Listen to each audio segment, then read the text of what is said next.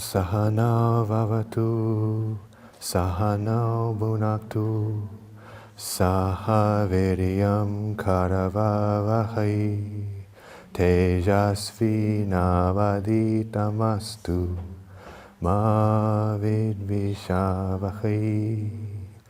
Om Shanti Shanti Shanti. Dhyanamulam Guror Muktuhi Pujamulam Guror Padam Mantramulam Guror Vakyam Mokshamulam Guror Krupa. Guru Brahma Guru Vishnu Guru Devo Maheshvaraha Guru Sakshat Parabrahma Tashmai Shri Gurave Namaha. Akanda Mandalakaram Vyaptam Yena Characharam Tatpadam Darshitam Yena Tashmai Shri Gurave Namaha.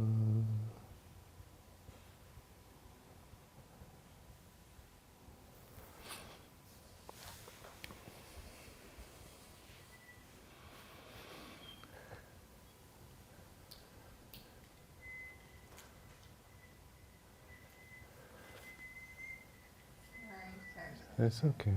I thought I was hearing the divine sound. I was.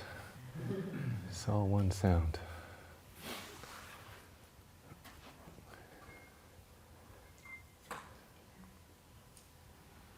Is it a little warmer in here or is my pitta up?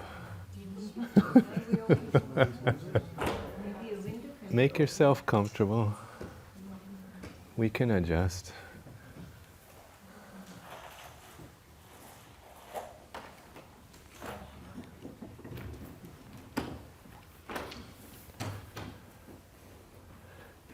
Is today the first day of Holi? Second day? I think so. 2 of 5.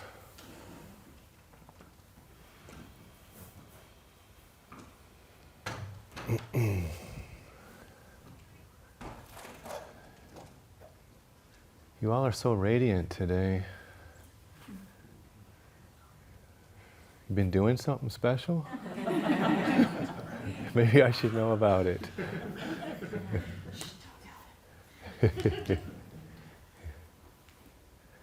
If you have chalk on your clothes or face, just be careful if you bow or anything in here to not get the chalk on the carpet. So, this morning I was thinking a little bit about what to talk about. Not too much. I don't like to plan too much because it never works out. And it was a really good lecture. It was. You should have heard it. It was great. And then we had this holy celebration, and we threw color, and it changed like the dynamic of the prana and the flow, you know, and it just changed the whole. So the lecture, we can't do it now. No rewinding. No rewinds. No rewinds. Only present moment. So maybe another day we'll do that one. But I noticed, you know, the breath of life is flowing all the time, moving through everything. And then it differentiates and it creates these 5 pranas that were talked about yesterday. Remember that? How many doshas are there? This is just a little test. I ask really hard questions, but you only have to get one answer right to pass the class. So, how many doshas are there? Anybody else have an opinion? Baba? Infinite? Infinite, if you take all the subtleties of how they're always changing. Mm-hmm. Any other opinions?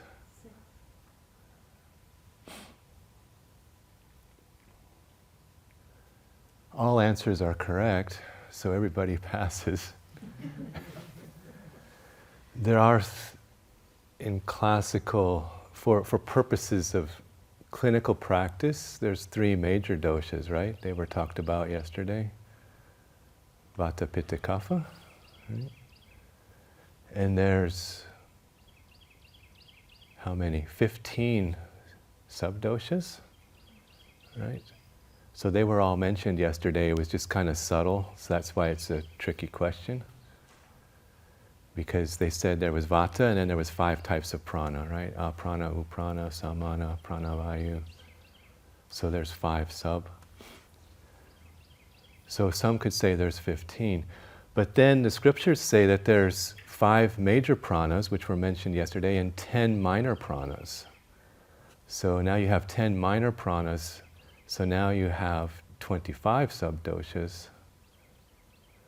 Then somebody said, if you look at the subtlety of the intermixture, and I have heard some very elevated Ayurvedic doctors say there's an infinite number of doshas. But for practical purposes, to function in diagnostic treatment or our own self-awareness and care, there's 3 major doshas and 15 subdoshas. And we talked about that. What does dosha mean? Pancake. Pancake? Another right one? Pancake?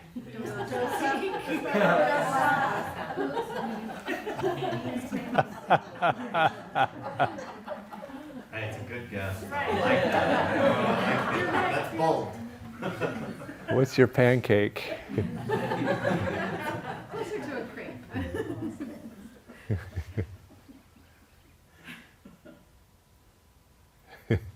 Dosha? Well, sometimes you'll hear it translated as that which causes disease. Sometimes you'll hear it as that which sustains life. So how can it be both? When it's in balance, it sustains the life, and when it's out of balance, it creates disease. So without a dosha, there's no form. The dosha is needed for the form to express and to be. It's a combination of the 5 elements, right? So Vata dosha is what? Anybody? Ether, air. I like to think of it as air, and ether is the medium that the air is expressing through. So it is ether and air, plus the suffusion of love and consciousness, because it's an intelligence as well. And then the Pitta dosha, fire, water. I think of it as fire, and water's the medium. But that gives it a hot, oily characteristic. But it's fire, water plus love and consciousness. Nothing can exist without that. So Pitta dosha has an intelligence. If it's building too much in a particular place, it will spread out because it's intelligent and it doesn't want to disturb the organism, but it's trying to adapt to our misbehaviors, our indiscretions, which is one of the root causes of disease, is indiscretion, lack of wisdom. One of the causes. And then the Kapha dosha is water, earth, and yeah. So water is the medium and earth is the expression. Yeah.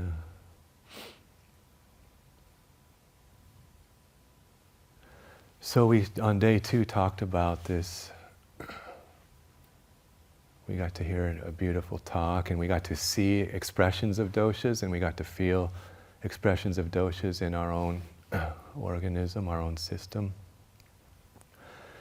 Day one, we talked about what you all are expressing so nicely today, the health, right? That there's something perfect in everyone. And life can't exist without that perfection. And health has a sensation. There is a sensation of wholeness that is available to us. And probably everybody has felt it at some point in life, but we may have forgotten. So part of healing is reclaiming the sensation of wholeness, reclaiming the sensation and the awareness of the health. Of something that requires no effort to be absolutely perfectly balanced. Absolutely as it is. It doesn't require any effort because it already is perfect. So we had this beautiful lecture prepared this morning. It was kind of given by the breath of life in the moment, and then we had this beautiful holy celebration. And for me personally, it just changed the whole direction of the flow of the prana, right? So the lecture that I perceived came when the prana was going in and up, right? And now we did holy, and the prana's flowing out, right? We're all kind of a little bit more extroverted. Which is fine, because behind that there's an awareness of the two, so there's something that's steady. There is something that's steady that didn't change. Because I noticed it flowing this way, and then I noticed it flowing that way. Who's noticing? All right? The health doesn't change. The health is steady when we talk about the health and osteopathy. Or Ayurveda. Because in Ayurveda there's Atma Prakruti.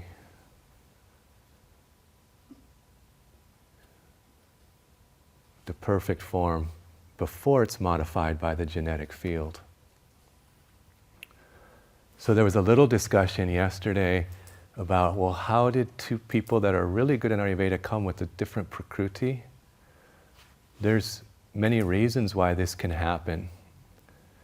And both answers were probably correct. But you do have an Atma Prakruti, a perfect Prakruti. And it's the same for everybody.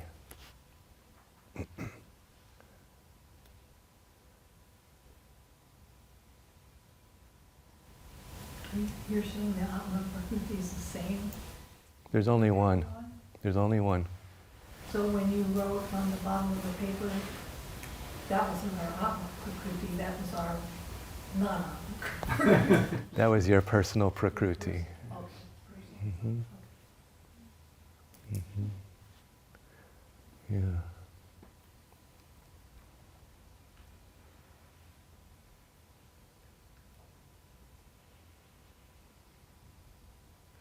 So just take a moment and feel that as a living reality. The theory's nice, and it helps and it guides, but we need to have a perceptual experience. We need to feel the truth of it so that it has any practical application in our life. So what if you just take a moment and acknowledge the truth that there's this perfect perfection.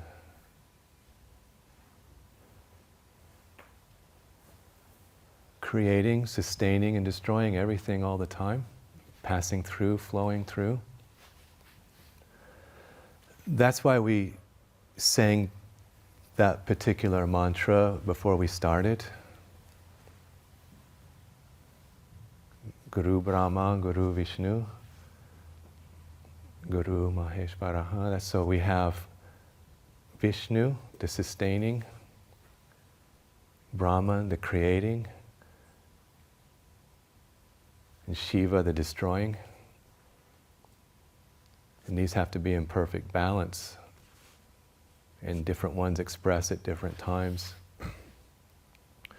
So just appreciate that there's something perfect that's moving through you, that is you, and doesn't require any effort to be. Just appreciate that. You already are appreciating it. So the effort that you're making to appreciate it actually moves it away a little bit. So even stop appreciating and just acknowledge. Because when we're looking at one another, we're seeing the health. We're seeing the expression of something divine, something perfect. And then there's this overlay of what we call imperfection. I like to call it the holy imperfection.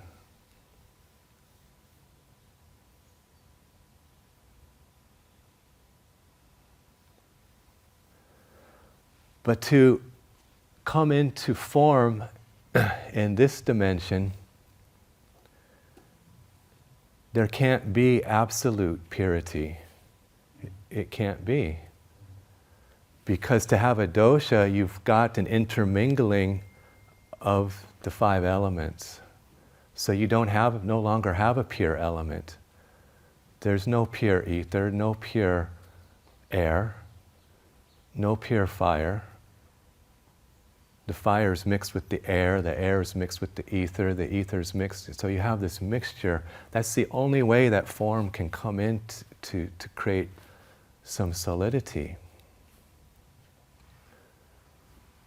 So you have this Atma Prakriti, you have this perfect dosha that's in the background, expressing through into creation. But as it expresses and comes into incarnation, it comes up to something called a genetic field. And the genetic field is a modifier to create diversity. So it's modifying the perfect into something a little bit different. So at the level of the pure health, there's only one human form. So the breath of life decided, we're going to make a human form, a human being, in addition to some trees and some animals and some cows and all this diversity that it wants to express and experience, all this beauty. We're going to make a human being. So it creates the idea of the human being. It's the perfect form. It's before even Maya is. And it has the perfect balance. There's no intermingling of the elements or the doshas. And then the breath of life breathes into that, the form. And then for it to incarnate, the elements have to intermingle to create a more substantial form, a denser vibration. And then it has to pass through a genetic field, which is a modifier. So one person has dark skin, one has light, one has red hair, one has blonde hair, brown hair. That's just a genetic field. Behind that is one idea of a human being.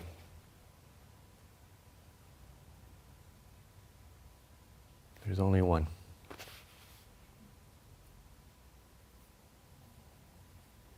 There's only one substance, because it's the breath of life that's breathing into all of that. There's only one. So that's how the rishis, the saints, the sages, the realized masters tell us there's all this diversity, but it's one. Right? And they tell us to see God in all or not at all. Because it's one substance.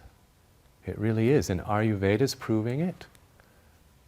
Osteopathy's proving it. Your personal experience is proving it. Your meditation, your sadhana. They're pointing the direction. They're saying, look, go. So we can appreciate this and just, as we're sitting together and as we're sharing time together, just to appreciate that there is something perfectly whole, something absolutely perfect, divine, operating everywhere. There could be no life without it.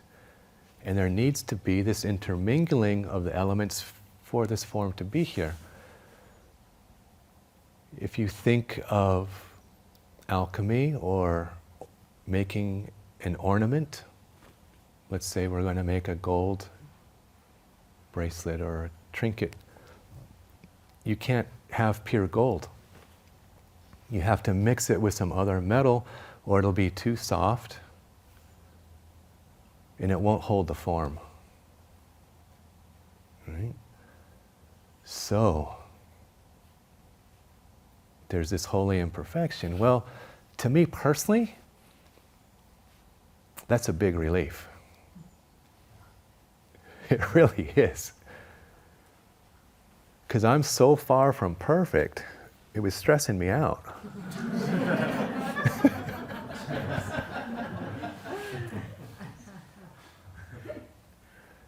And then I heard Guruji say, well, you can't have absolute perfection in this incarnation because there has to be some intermingling. Oh, okay, we're moving towards perfection and we will realize perfection. At the human experience, we're in this unique position where we get to rest between the perfection and the imperfection. And that's called bliss. If you simultaneously perceive perfection and imperfection, it is bliss.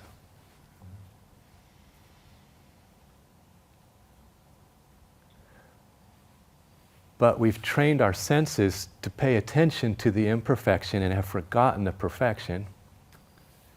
And so everything's a problem. Everything's imperfect. Everything is this. Everything is that. And I've got this problem and that problem. I need to fix this. I need to fix that.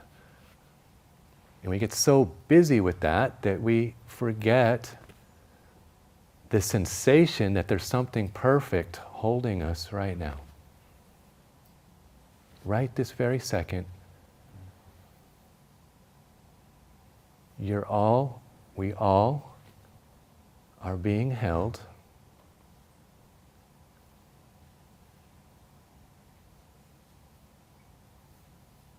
by a mystery of perfection and wholeness, and it requires no effort.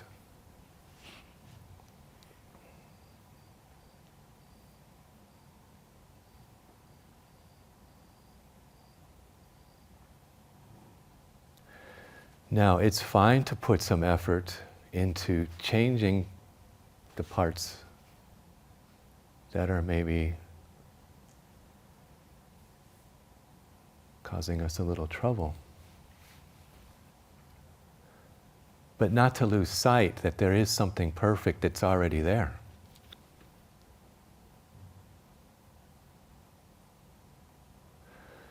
Day one, we also talked a little bit about the breath. And we talked about the breath as it's coming into balance. It starts to move a little lower because the pranas are coming to balance, the 5 pranas that they talked about yesterday. As they come into balance, when we breathe in, the 5 pranas express in all directions. But sometimes because of stress and different things, the breath only gets to a certain place and it feels like it stops. We talked about how to support that change. But also, as we appreciate the breath, we can appreciate the stillness that the breath comes from and returns to.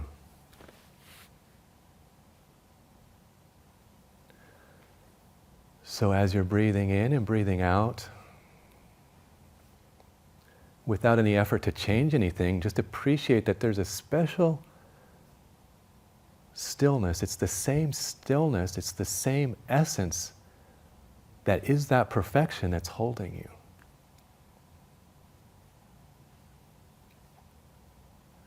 And you can appreciate the stillness that the breath comes from and returns to.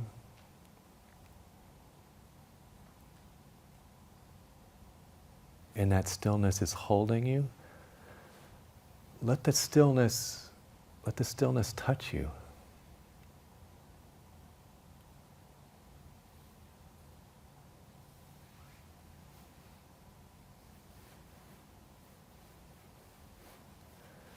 Sometimes you'll feel as if you're being moved to the stillness. Sometimes you'll feel as if the stillness, the substance of life, is moving and descending upon you.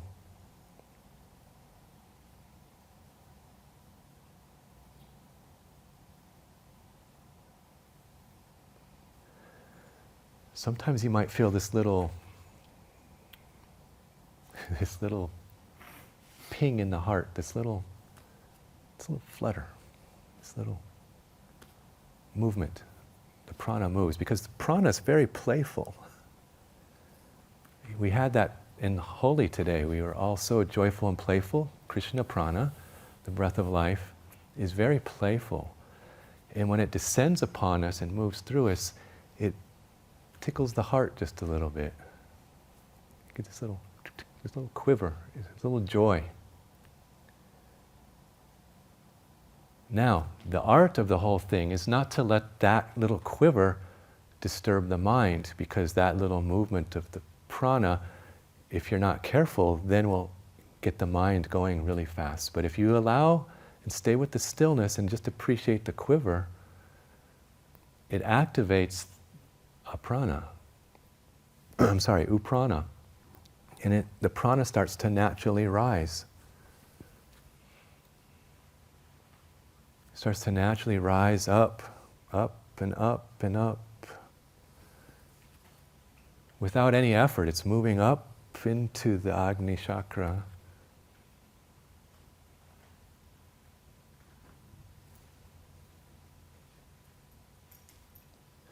Without any effort, it's moving even a little higher.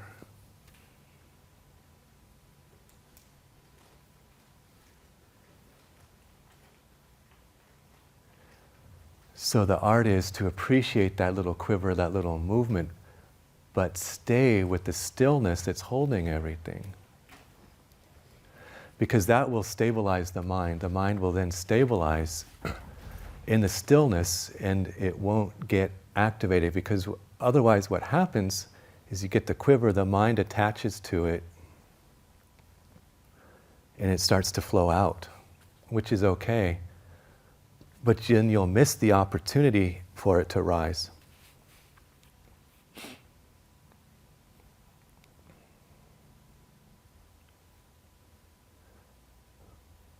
It's subtle, but it's there. So just watching the breath and appreciating the stillness that's holding it, and appreciating that you're being held. You're being held. Gurudev has the series of books, Ocean of Divine Bliss. Have you heard of it?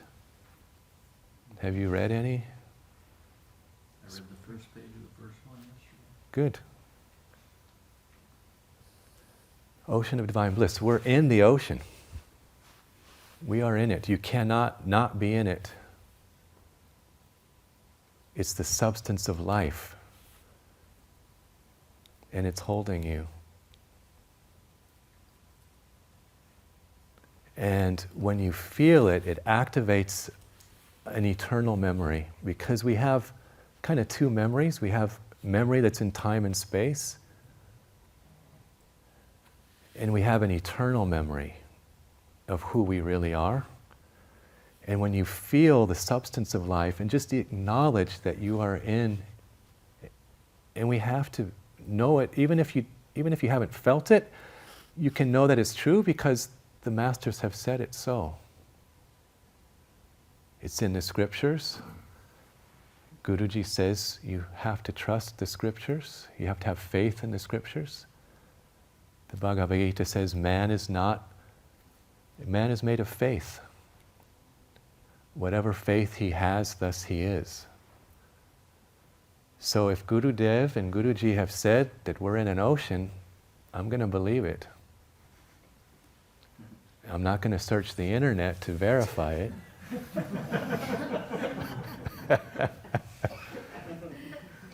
I'm going to believe it. And then that faith, that belief, will be stronger than any other memory. And you'll feel that you're in this ocean, and you'll feel something, and you'll feel that you're being held. And then you'll see that your breath is coming and returning from that same mystery that's holding us.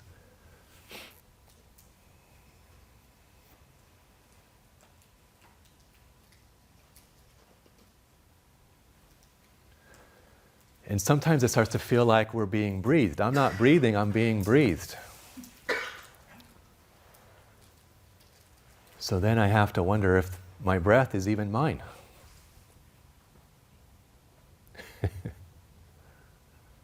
Whose breath is this? So that brings us a little closer to the health. So when we're looking at each other, we're seeing the health, it starts to grow. Because what we pay attention to gets stronger, gets bigger, it grows. Chad, did you have a comment or a question? I had just a philosophical question that I wanted to know on your opinion on, really. And it's a kind of a difficult question to phrase, but I'll do my best. It has to do with this idea that the one pure consciousness field, which is indivisible, the knower, the I am, which the Veda talks about, the knower of Brahman becomes Brahman. I conceptually get that. But when I read the Yoga Sutras, and it talks about the jiva, or the individualized Atman, Sankhya metaphysics seems to posit a sort of duality, and that there's a localization of consciousness or an individuation that's bound by the mind, the buddhi. It's become, the seer and the seen have become intermingled. And so, from an Ayurvedic perspective, or from your opinion, really, because I don't claim to know it all, like, I just don't understand if there is only one Purusha. Because the sutras say that Ishvara is Purusha Vishesha, which is a special Purusha. But Veda says that there's just, you become Brahma. The knower of Brahma becomes Brahma. So my question is on the individualized soul. Once that soul reaches liberation, mukti, moksha, nirvana, whatever word you want to use, from your perspective, I'm just confused as to how that individualized Purusha could realize individuation, but the phenomenal world could continue to exist for all the other individuations. You see, it seems like an apparent conflict. But maybe it's just in my own mind. If you're seeing conflict, then there's confusion. Yeah.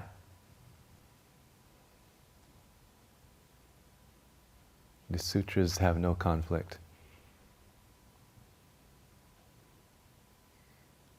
They're whole, they're truth.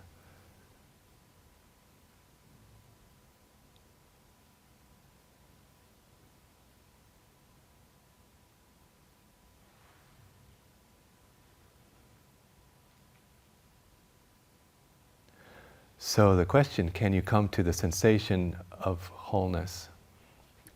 Or can you at least have the sensation that you're in an ocean of bliss and it's holding you? So if we can start there,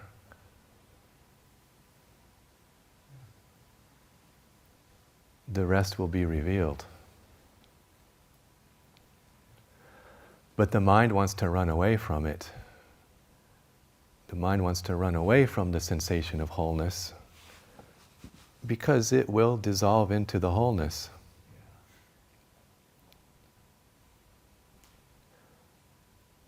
So if you like the sensation,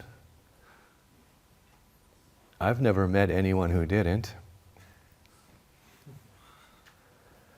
I've met a few people who are a little afraid of it at first, but as they acclimate to it, it starts to become home base that we don't want to leave. So allow yourself to be touched by it, because the clarity is there and the answer is there and the question is there. And the only value of a question is not the answer, but the movement of the question, which is quest in. So if you can just come to that resting in the ocean, just rest in it.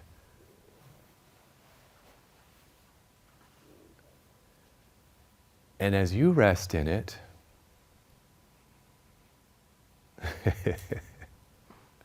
then I want to rest in it. Because there's a synergy. There's an augmentation. And there's a movement of the prana between two functions that creates a third function that's bigger than the original two. And now we're resting together as one. Can you repeat that? No. I'm not being mean, I just don't repeat. I can't repeat. But the essence is, as Chad rests in the ocean, there's an effect on the whole that creates a space, an opportunity, a synergy for you to rest and me to rest, which is the function of an ashram, the function of a community, the function of a group to heal together. So he's starting to rest more deeply in the ocean, and I feel it. There's a response because I'm feeling the ocean. It's holding me.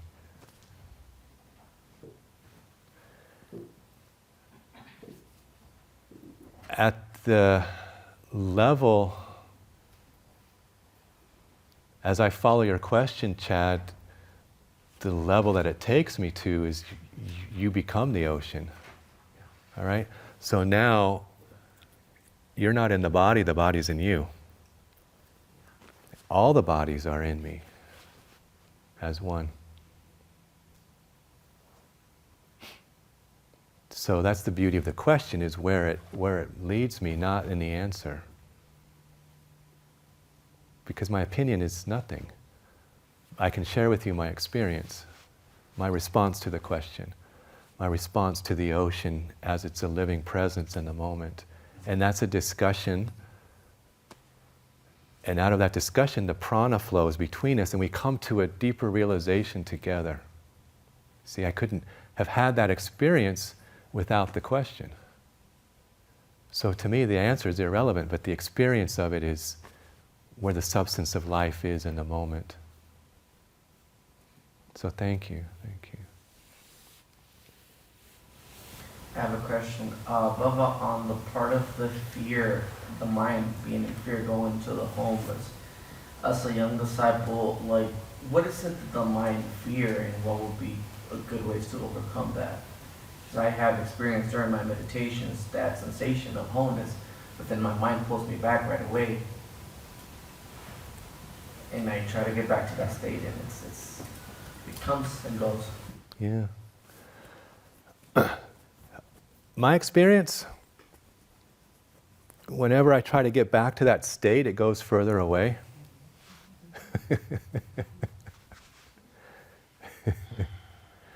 So we have this tendency to miss the present moment. So what's actually happening in the present moment? Right? So again, we're missing the moment that we are alive, being held in the ocean. So come back to this moment of being held in the ocean, and whatever is being held there is perfect for that moment. As soon as I try to get there, I'm disturbing all the prana in the ocean, okay? Because the ocean's trying to come to a stillness, and it actually is still at a deep level. It's always still, but on the surface, there's all these waves, modifications. That's the mind stuff. And it's just like being in the ocean. I'm trying to get there. I start swimming, and I make all kinds of waves and disturbances, right? So come back to the present moment in the ocean, breath, ocean, and just be with what's there. Be present to what's there. Because the breath of life is a movement to wholeness. And it will carry us home, and it will transmutate whatever is being experienced because it's temporary. That's my experience. I'm not giving any advice, I'm not giving any practices, I'm just telling you my experience. And you can talk to others and see their experience. Breath, ocean, light, sound, vibration. It's just simple, it's there. It's life. And fear is it's there for a reason. Let it be and let it transmutate, let it express. Don't have to fight. Because the ocean's trying to hold, the ocean's trying to suspend us, and we're fighting it, you know? Yeah. Coming back to the point about seeing the health in another person,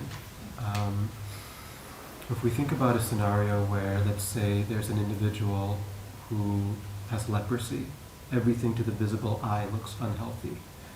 Let's say they're full of anger and bitterness, everything we hear is negative, and like that, everything we smell, everything to the senses at least, appears extremely unhealthy. What does it mean to see the health? I love that situation. Not that the person has leprosy, but the more chaotic, the more dysfunctional it appears on the surface, the easier it is to see the health. I've seen more health in the emergency room than any place. Because however much dysfunction, the health is bringing that much to support it. So however much dysfunction that the mind is saying, not healthy, dysfunctional, this, that, labeled it, however much of that there is, there's that much more health. So when it's that kind of craziness, it's easier. It's easier. And how is it being perceived? By the totality of your being in your heart.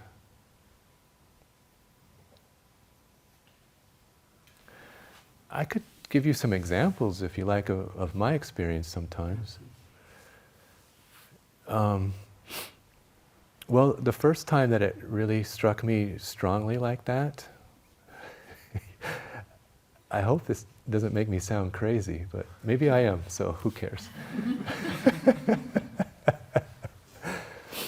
So I was working in an emergency room, and it was rural, small, and one doctor, and it was like a 24-hour shift. So you're on for 24 straight. It had been a really, really, really busy day, like 18 hours straight, running. Vata was through the roof, man. It was about 2 o'clock in the morning. Finally, emergency room's cleared. I go upstairs to lay down. I lay down. It felt so good to lay down. All the prana was like, oh, thank you, I can rest. And my body's tingling. I'm feeling really good. Maybe 2 minutes, the phone rings. Ring, ring, patient's in the ER. So I go downstairs. It's like an 85-year-old woman with a fecal impaction. Now, if you don't know what that means, the poop has become very vata-ized. So there's hard, dry poop in the rectum that can't come out. And the cure is not really pleasant, but the cure is you put gloves on and you go and you pull the poop out. Okay? She's 85, older, a Mexican woman. And I remember I was really tired and I was just praying really hard, just help me get through this, because I felt like I was gonna like fall over, you know?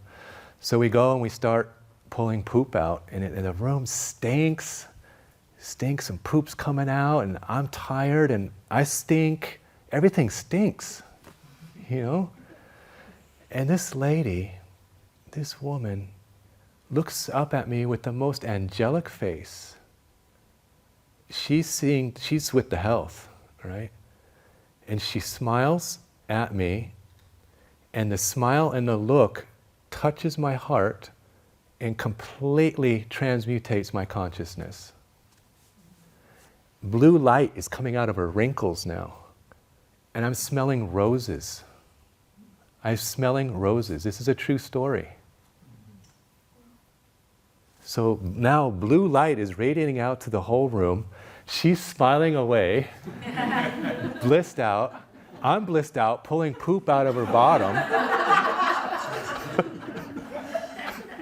Life is good. I'm sleep deprived. I haven't eaten, drinking, or slept, or pooped myself in 18 hours. I'm going to need a disimpaction. And I am happy. And that lasted, that healing, she gave me a healing. She transmitted the health. And there was what we call an interchange. So the prana came through and it moves. We had that last night, and we came to a deeper realization together of many things, right? So she transmutated my consciousness. The health moved through her. It changed my consciousness, so I was able to see it. That lasted, I want to say, 48 hours at least. Like the whole rest of that shift, I went home. I was blissed out for 2 days in complete bliss without any effort. It's there all the time. But are we receptive to life? Are we receptive to what's there? See, the thing is, we get this aversion. Oh, it stinks. Oh, they're a drug addict. Oh, this, oh, that. So many labels, and then we create an aversion. There's no way to see the health with the aversion. So the key is in that neutrality that we talked about on day one. Not putting a label of good or bad, right or wrong, but observing it as neutral, as what it is in the moment. And let it touch you. So the health is touching you. Just acknowledge that it's there, it's touched you. And then it touches you and it transmutates your consciousness, and then that's all that you see. Little children do it. They're really good at it. When a little child looks, that's why people like to hold a baby, because that's all they are, is they're transmitting the health. They haven't developed the ahamkara that's dividing. It hasn't expressed yet. Babies are literally transparent to life. You hold them up to the sun and the sun shines through them. It does. It does. And same with some elders, and same with some people when they're close to their last breath, if they're at peace, they get completely transparent and you see the lights coming through them, and that's how an osteopath gives a prognosis. The family knows the death is near, but they want to know when, and when you see that transparency, you can say it's going to be 48 hours. They think you're some kind of a psychic or something, and all that happened was the health that the patient's transferring touches you, and it changes your consciousness. If you're neutral, if you're receiving it.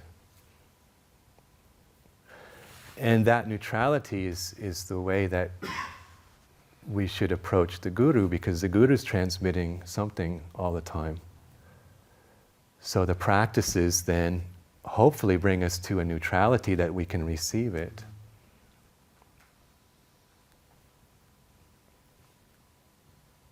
Moksha Mula Guru Krupa. The root of liberation is the Guru's grace.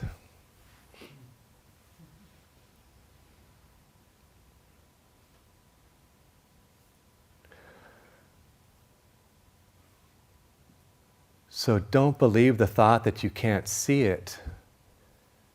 That thought's coming from the ego that doesn't want you to see it, because when you see it, the ego will get transmutated, and its objective is not to. So don't believe the thought that you can't. You're made to feel it. You're made to see it. We talked about that on day one. What were the eyes made to see? What were the ears made to hear? What were the hands made to feel? They were made to feel, see, perceive, experience the health, the perfection, the divinity that's in everything. So if there's a thought, oh, I can't see it, okay, you can't see it, but something else can.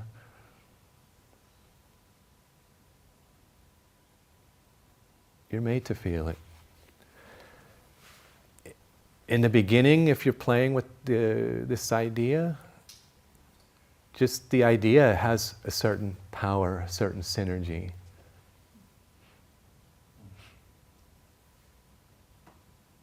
And out of that, something will touch you if we're receptive. So we can start with simple things like newborns, children, infants.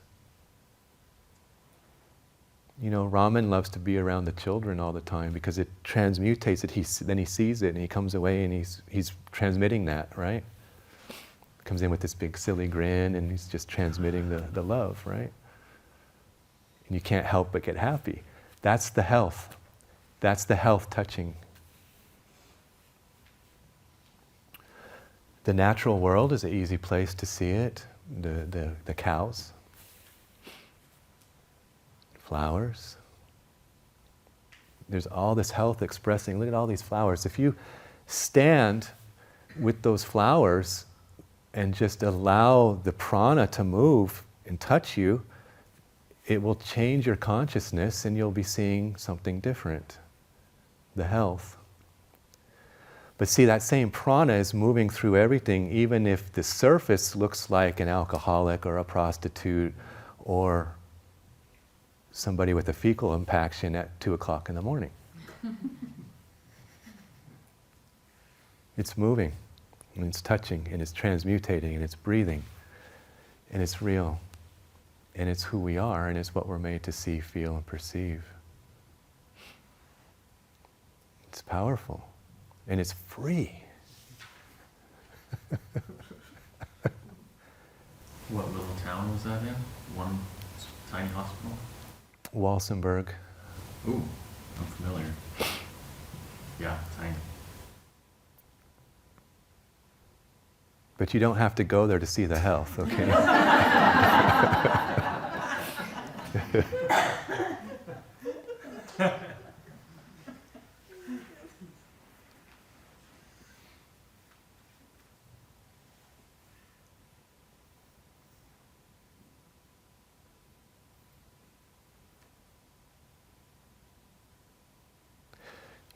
if we think about the things that we were naturally attracted to as young children, that puts us in touch with the health.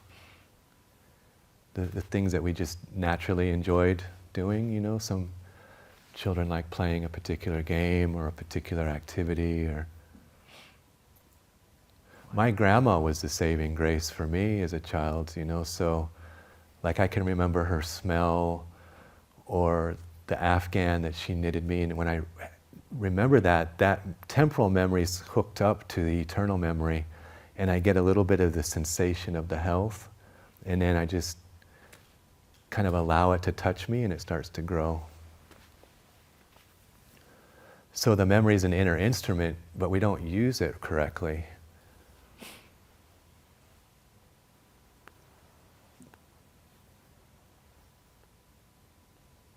So some say if you've seen the health or felt the health once, you're good. Because it'll be hooked up in that memory, eternal memory. Yeah, beautiful questions.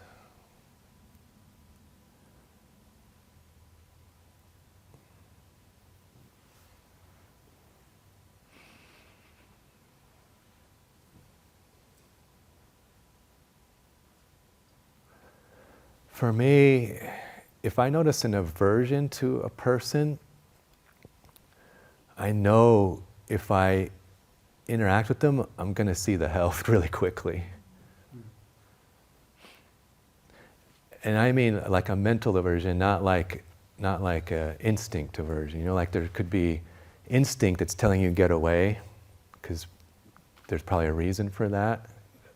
But just like, there's not it's not an instinct, it's just like, oh, I don't like their shirt or some silly thing, or something silly that the mind just put.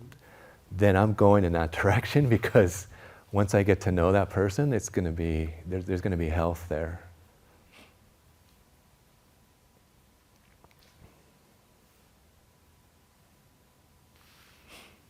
Yeah. What time is it? 3:03? We have a few more minutes.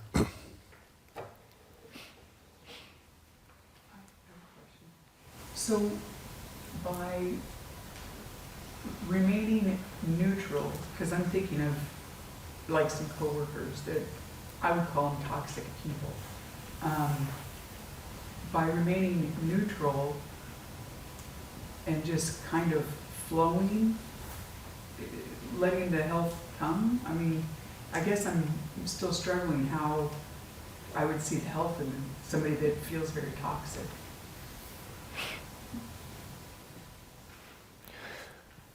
Yeah, so life is a dance. And some people we dance really closely with, like your spouse or your loved one, you might do a slow dance. And a rattlesnake, I have a little bit more distance, right? So you can appreciate the beauty of a rattlesnake, but you don't want it in your sleeping bag or your camp, right? So there may be some coworkers that are snakes. And so your wisdom, you're not going to divulge certain information. You're probably not going to get so close to them. But you can listen for or appreciate something about them that is magnificent in spite of that toxicity or whatever the mind has put there. There is something there. Maybe they're the best organizer in the company. Maybe they're the best bookkeeper. Maybe they make the best banana bread or whatever. So you look for the gift. You look for what they express that they do well. Even if they're messing everything else up, there's something there. It doesn't mean you have to be their best friend.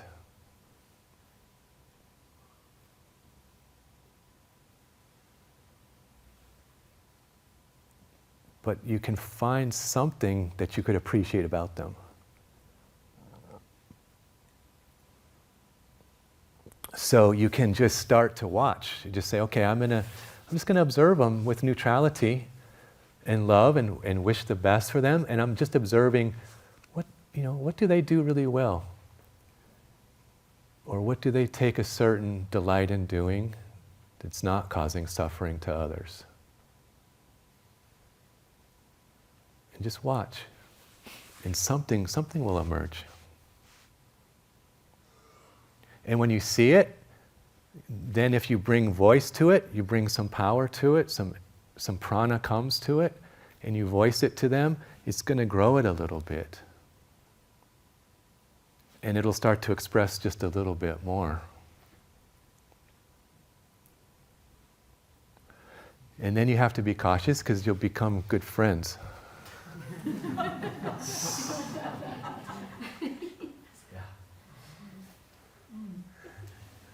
And you're being truthful. It's not a codependency, right? It's not a manipulation, it's not a codependency, it's an observation. Hey, you happen to be really good at this. I'm not going to mention all the things you're messing up, but you happen to be really good at this, right? Right? So that's a synchronization and augmentation. So then it starts to grow because consciousness has touched consciousness and it started to grow. That's how I approach it. Once I get past all the griping about it, Mm-hmm. I do it with humor too, like you're the best jerk.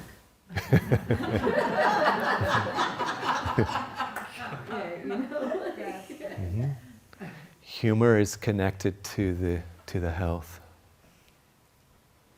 Laughter is connected to the health. Joy is connected to the health. The breath is connected to the health.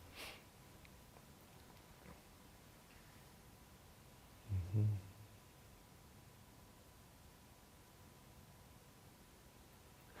But sometimes the harder you think it's going to be to see the health in a situation, the stronger it is, the easier it actually is. Sometimes.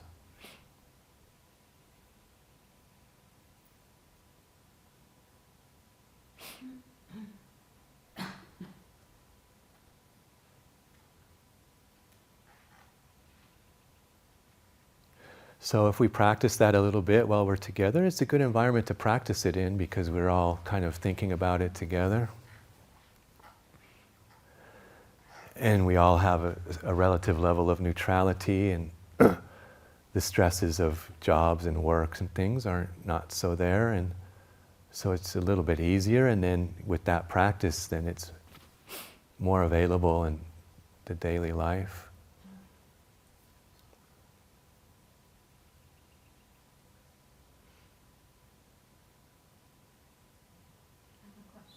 Yes. So if someone is in front of you and you see that they're out of balance and you hold the intention that you want for them in balance or in health or whatever, is that interference? Are you to be in a state of neutrality and just let the space between the two be hollowed and it will take care of itself? Or is the intention okay to be here? Is that too confusing? Sorry. It's not.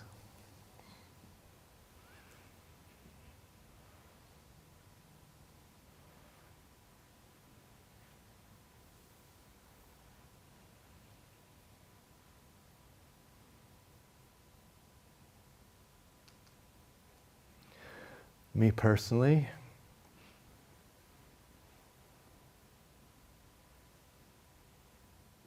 I don't know enough to set an intention for a person, for another person.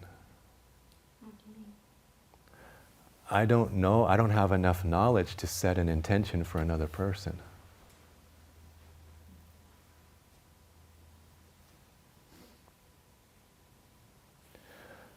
But I do know, if we acknowledge the health and that starts to express in their life, it's going to be better than if it wasn't.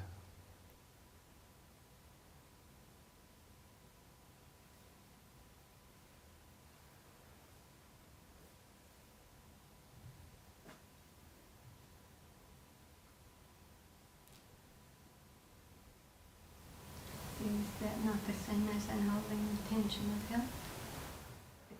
Yeah, there's nothing to hold on to, Ma. Okay, Appreciate that there's something perfect and let it breathe, is what I'm saying. But I'm not saying that's the only way or the right way. I'm just sharing with you how I think about it as an osteopathic physician. That's already there. Mm-hmm. There is something that's perfect, that's there, that doesn't need any effort, doesn't need my intention. Yeah.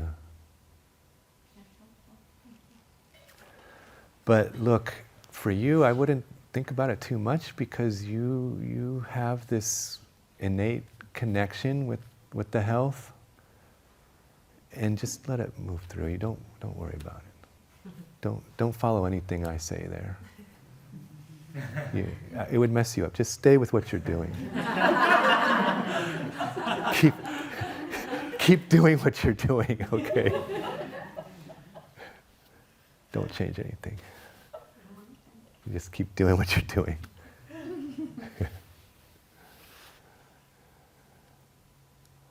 Yeah.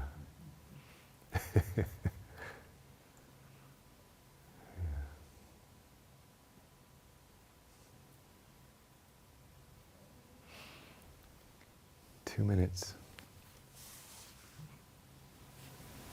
You didn't draw anything on the board. That's because the health drew it in your heart.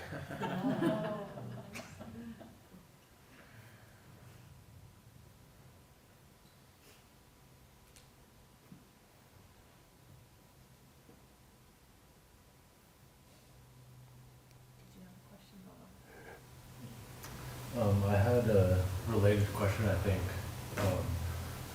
Like on the word neutrality, kind of the nuance there with the difference between that and indifference or not caring. Yeah, if you could just maybe elaborate on